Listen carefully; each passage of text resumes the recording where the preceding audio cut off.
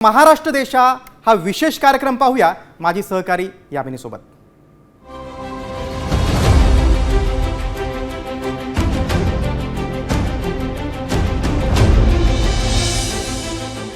नमस्कार, महाराष्ट्र देशा या विशेष कार्यक्रमामध्ये आपल्या सगळ्यांचं स्वागत आहे। या कार्यक्रमाच्या माध्यमातून आपण राज्य सरकारने राज्याच्या दृष्टीने घेतलेल्या काही महत्त्वाच्या निर्णयांचा आढावा घेत असतो। चला तर मग पाहूयात या आठवड्यात घेण्यात आलेले काही महत्त्वाचे निर्णय।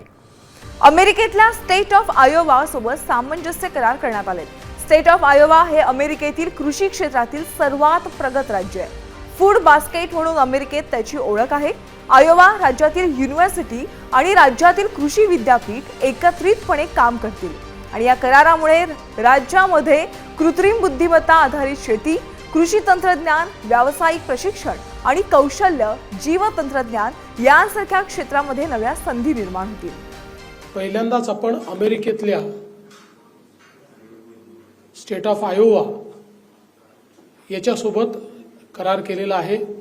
कृषी आणि कृषी तंत्रज्ञान ज्यामध्ये AI असेल, ज्यामध्ये मेकनायझेशन असेल, अशा विविध गोष्टींवर एकत्रित काम करण्याचा आम्ही निर्णय घेतलेला आहे आणि याकरता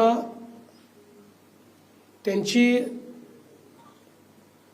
एक युनिव्हर्सिटी आणि आपलं कृषी विद्यापीठ हे एकत्रितपणे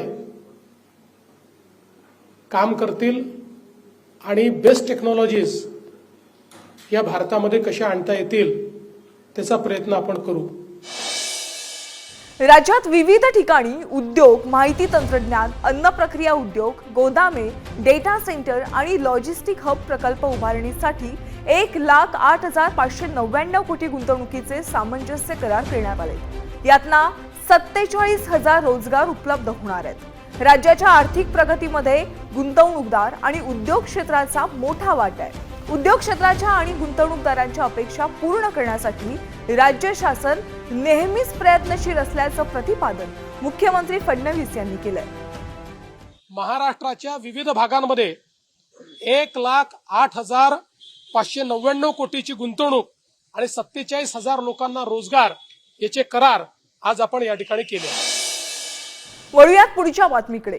नागरिकांना शासकीय सेवा आणि योजनांचा लाभ सहज आणि सुलभ पद्धतीने मिळावा यासाठी राज्य सरकारने आपले सरकार 2.0 या पोर्टलची घोषणा केली आहे। शासनाच्या सर्व सेवा आणि योजनांचा लाभ आपले सरकार या पोर्टलवर देण्यात यावं असे निर्देश मुख्यमंत्री देवेंद्र फडणवीस यांनी दिले। महाराष्ट्रासह देशातील लाखो भाविकांचं श्रद्धास्थान असलेल्या अष्टविनायकांच्या मंदिर परिसरात सुरू असणारी विकासाची कामं वेळेत आणि दर्जेदार पद्धतीने पूर्ण करण्यात यावीत असे आदेश उपमुख्यमंत्री अजित पवार यांनी दिले। या विकास आराखड्याअंतर्गत काम करताना मंदिरांच्या मूळ आराखड्याला कोणताही धक्का न लावता प्रत्येक कामात हेरिटेज टच कायम राखावा अशा स्पष्ट सूचनाही देण्यात आल्या। वळूयात पुढच्या बातमीकडे। वीज पुरवठा आणि एकूणच ऊर्जा क्षेत्रातील कामगिरीत महाराष्ट्रानं बाजी मारली आहे। देशात पश्चिम विभागातील राज्यांमध्ये महाराष्ट्रानं या बाबतीत अव्वल स्थान पटकावलंय। यासाठी मुख्यमंत्री देवेंद्र फडणवीस यांनी राज्याचा ऊर्जा विभाग आणि या क्षेत्रात कार्यरत कंपन्या, विविध यंत्रणांचे तसंच राज्यातील वीज ग्राहकांचं अभिनंदन केलंय। या मानांकनामुळे महाराष्ट्राची ऊर्जा क्षेत्राची वाटचाल योग्य दिशेने सुरू असल्यावर शिक्कामोर्तब झाल्याचं देखील मुख्यमंत्र्यांनी म्हटलंय। शेतकऱ्यांच्या आर्थिक स्थैर्यासाठी सुरू करण्यात आलेल्या नमो शेतकरी महासन्मान योजनेचा 7वा हप्ता मुख्यमंत्री देवेंद्र फडणवीस यांच्या हस्ते वितरित करण्यात आला। राज्यातील 91,65,156 शेतकऱ्यांच्या बँक खात्यात एकूण 1,892.61 कोटी रुपयांचा निधी शेतकऱ्यांच्या खात्यात लवकरच जमा होणार आहे। वळूयात पुढच्या बातमीकडे। शिवडी ते वरळी उन्नत मार्गावरील एल्फिस्टन ब्रिज परिसरातील बाधित 2 इमारतींमधील रहिवाशांचं पुनर्वसन त्याच परिसरात माडाच्या उपलब्ध सदनिकांमध्ये करण्याचा प्रस्ताव उपमुख्यमंत्री एकनाथ शिंदे यांनी मान्य केलाय। लक्ष्मी निवास व हाजी नुरानी चाळ या बाधित इमारतींमधील एकूण 83 प्रकल्पग्रस्तांचं पुनर्वसन आता त्याच परिसरात होणार आहे।